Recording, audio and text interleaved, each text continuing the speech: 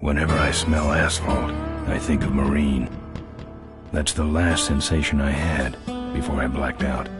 The thick smell of asphalt. And the first thing I saw when I woke up was her face. She said she'd fix my bike. Free. No strings attached. I should have known then that things are never that simple. Yeah, when I think of Marine, I think of two things. Asphalt and trouble. Rip Burger, you're dumber than dirt. Mr. Corley, if you'd only listen to my plan, my vision. I know your plan, Rip Burger. You're waiting for me to die so you can take over my company. Oh, sir, that's horrible. I am not waiting for you to die. You know I've never liked you, Rip. But you have business know-how and killer instincts that I respect. Why, thank you, sir. But this latest idea of yours, riding up to our shareholders' meeting with a gang of bikers? Who do you think you're fooling? The shareholders, sir. It's good PR to be seen hobnobbing with real Corley Motors customers. What do you know about our customers, Adrian? You've never even been on a bike. Well, you know I'd be on one right now, sir, if it weren't for my destabilizing inner ear condition. Ah, your ears are fine. It's what's between them that scares me.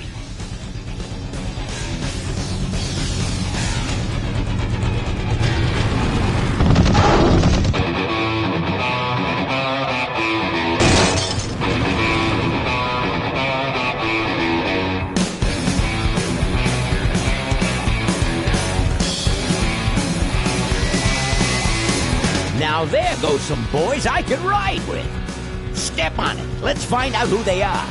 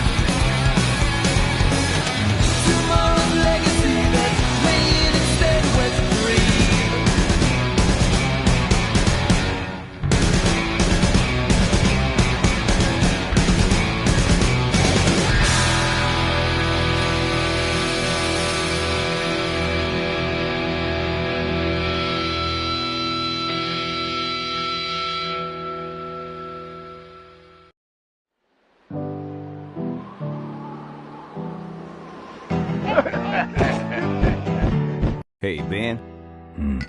You know, Ben, we're broke. Yeah? And if some cash doesn't come our way soon, we're in big trouble. Relax. I have a feeling something's coming our way. Something big.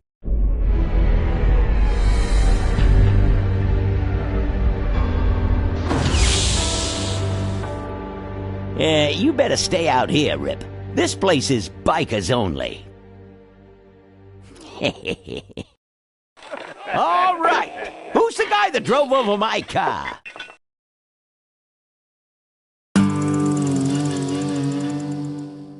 What could possibly be taking so long? Maybe old man Corley got himself in trouble. Yeah, maybe they took the old guy out back and worked him over with a 2x4. An appealing notion, but improbable. More likely he's boring them to death with some tale of the glory days. But Malcolm, isn't that illegal? Not back then it wasn't. So who do you ride with these days? He rides with me. Although I'm sure he'd much rather be riding with your little club.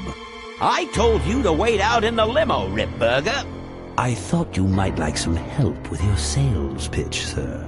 Sales pitch? Yes, we have come here today to offer you and your men employment. Mr. Corley requires an escort to the annual Corley Motors shareholders meeting. Does this look like an escort service to you? You would be well compensated for your time, of course. Not interested. It's fairly obvious that you could use the money. Listen, I said we're not for rent. The polecats are not goons for hire. Not even if it were Malcolm Corley's dying wish? Ripburger, that does it. I'm gonna... Hold on there, Malcolm. If you don't mind, I'd like to step outside with Mr. Ripburger for a little chat. Excellent idea.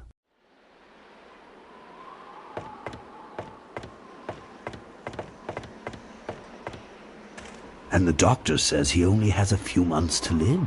That's bad news for all of us. He's not just a nice guy. He's also the last motorcycle maker in the country. What happens to Corley Motors if he dies? Don't worry. I have a plan. And if you come to the shareholders' meeting with us, you'll find out what it is. No dice, Ripburger. The polecats are not thugs for rent. If you want to buy muscle, you should go find the Rottweilers. The old man says it's the polecats or nothing. Then I guess it'll have to be nothing. And that's your last word? That's it. Well, I'd like to make you just one final offer.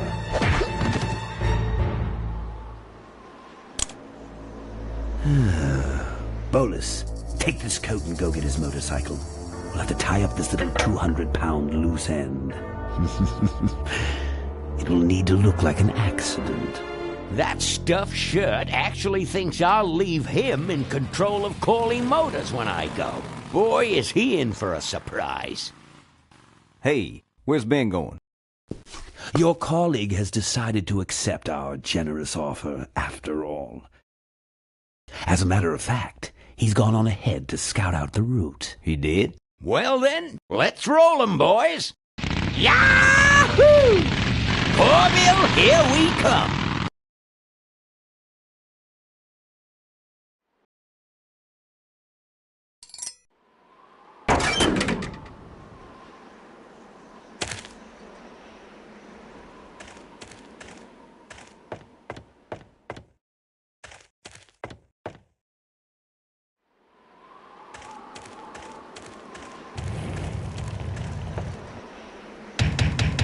Open up.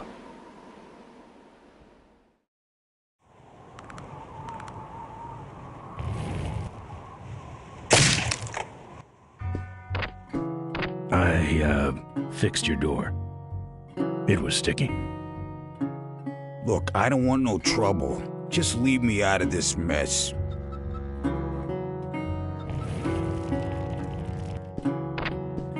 Looks like you're out of customers. Yeah, your gang took off with those well-dressed gentlemen. So what'll it be, Mac? Where'd everybody head off to? What am I, the cruise director? Maybe they're up on the Lido deck. I think you're in on this whole bum deal. Yeah, well, what are you gonna do about it? What do you have? I want to know who knocked me out. Maybe you just passed out. You should learn to handle your liquor. You want something? What do you got for a headache? A little sympathy, Thanks. but not much. You know what might look better on your nose? What? The bar. Now don't mess around with me. All right. I got your keys, but I don't know nothing. They had guns. They told me to stall you as long as possible.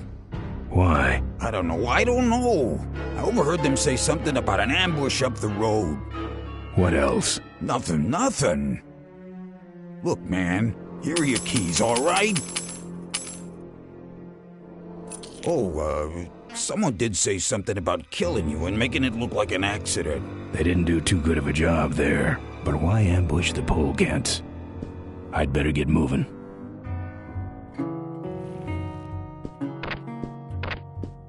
Yeah, right.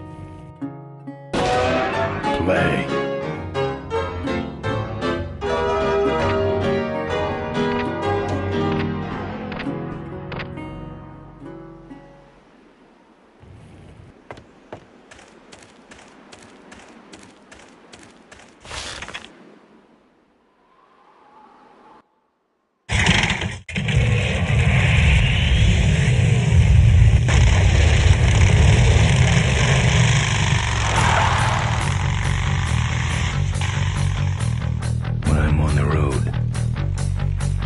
Indestructible. No one can stop me. But they try.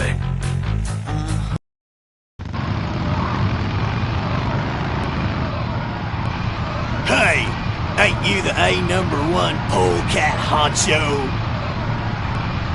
Yeah, and you're in my way. Well, get used to it, bud. When the Rockwheelers hit the road, we own it. Look, I'm serious. Someone's ambushing the polecats. Someone's ambushing the polecats? Oh, heavens! Whatever will we do? Ha ha! That does it. Come on, kitty! Let's get down! Don't give up now!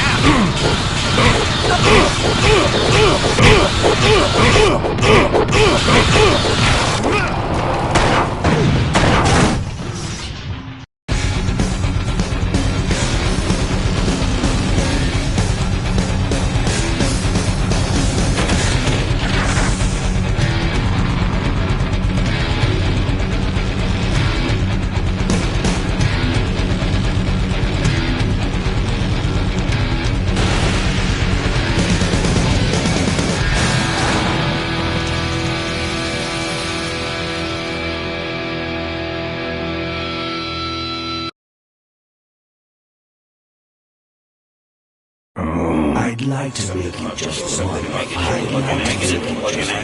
Final offer. Something about killing you and making it look like an accident. I have a plan. They had guns.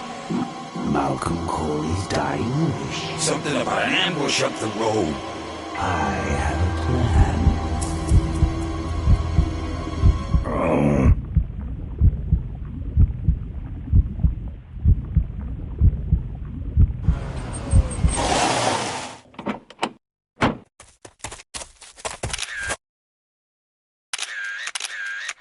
Man, this is gruesome. My editor better print these in color. Now I have to get you some help, I suppose. Ah, quit moaning. I know someone around here who can fix anything.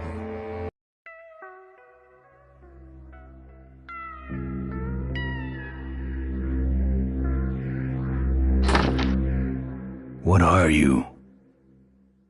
I'm a mechanic, and apparently a pretty good doctor as well. My name's Maureen. My name's Ben. Why did you hit me over the head, Maureen? You were in an accident. A reporter found you and brought you and your bike here. My bike? What have you done with my bike? Brought it back from the dead. Sort of like what I did with you. I need a little help getting it finished, though. Who are you? Maureen, remember? If that's too hard, maybe you should just stick with Mo. Do you have a last name? I prefer not to use it. What about you? Same deal. Then it's Ben and Mo forever, I guess. This an authorized Corley Service Center? You could call this a Corley Service Center, but I don't have the official paperwork. Ah, an illegitimate Corley operation. I prefer to think of it as a renegade Corley operation. Where'd you learn bikes? I grew up working on them with my dad. One summer we did nothing but restore this old hardtail together. I mean, we scrubbed every bolt until it shined. But he took off one day and he never came back. So I switched to toasters. You live in this town? Well, Melonweed's not much of a town. What's left of it is sinking about a foot a year. People either learn to adjust or they leave, which is fine with me. Not a people person? I'm just better with toasters, that's all. You seem more concerned with me than your bike.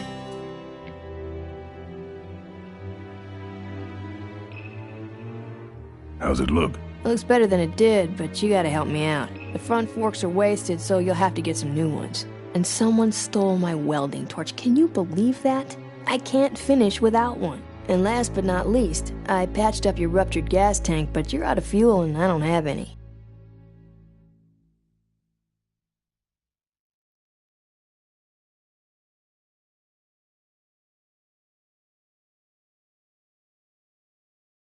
I gotta get out of this town, fast. Trouble with the law? Not in this county. Then what's the hurry? My gang's in trouble. The polecats? How'd you know that? Big emblem on the back of your jacket. They're headed for an ambush, so I gotta catch 'em. We better get this bad boy back on the road then, huh? I don't have any money to pay you with. Hey, this one's free. I haven't touched anything besides a toaster for so long. Getting my hands on your hog has really been a pleasure. Well, thanks. Don't sweat it.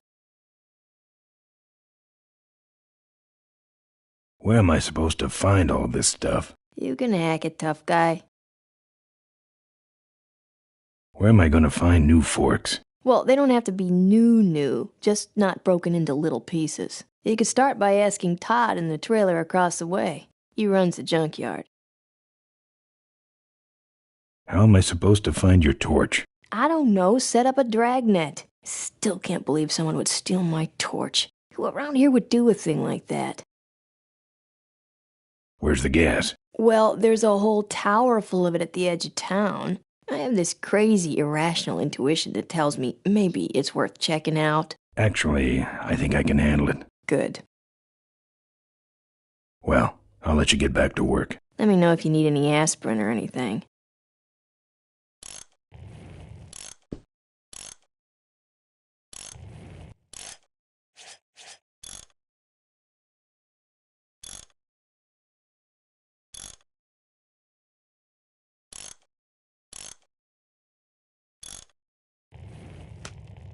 Who's this? Oh, that's me and my Uncle Pete. He took care of me after Dad split at this place he called the Mink Ranch. When he died, he left it to me. You're a mink farmer? Nah, that place went belly up long before he died. But I still go back there whenever I need to get away for a while.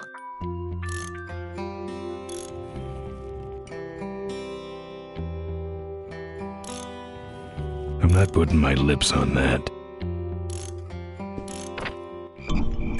Oh, good, you're not dead yet. I might still get a quote.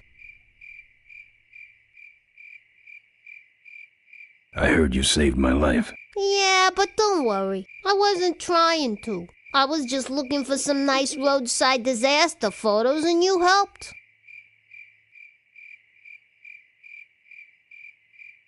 Who'd want a picture of me bleeding? It's not the blood. It's the way you were, all twisted up like a pretzel. Listen, I've got to stop an ambush. Ambush? Really? Where? I don't know exactly. My crew is escorting some VIPs to the Corley Motors shareholders meeting, and there's an ambush waiting for them somewhere up the road.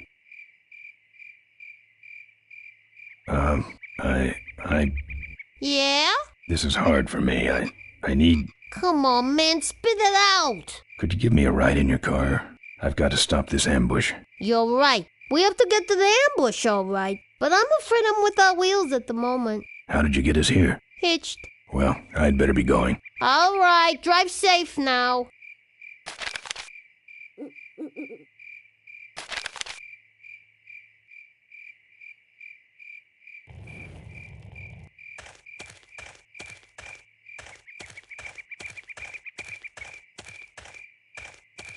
It's empty.